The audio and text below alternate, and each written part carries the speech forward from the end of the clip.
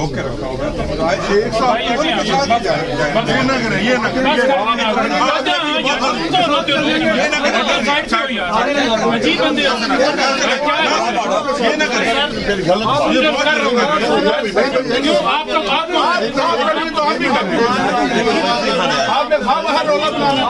आप उनको अपने क्लाइंट को आने नहीं हमने जाने दो, जब वो आएंगे उनके साथ चले जाएंगे। हम पहले जाएंगे, आप कैसे नहीं चले जब वो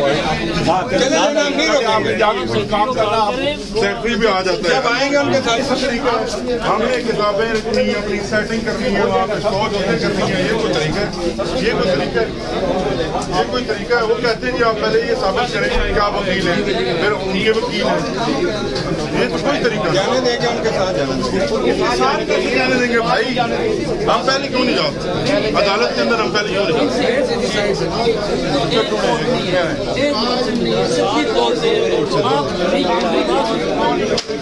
ये इशू है, क्या कोर्ट से कॉल आ रही है? क्योंकि हमारा काम है, अगर तो बाहर की तरफ से अगर ये इस तरह की रिस्ट्रिक्शन आती है, कोई नोटिस आता है कि बाहर की तरफ वहाँ पर बहुत सारी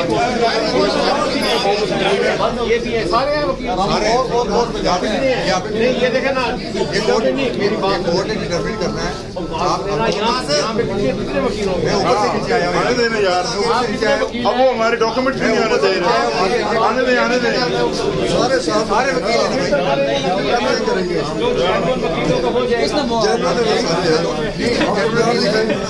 आप तो और आ जाएंगे, सारे कहेंगे हम भी हो सकता है। नशे की हालत में थे यार, ये जो कह रहे हैं बकवास कर रहे हैं, नहीं वो आपने एक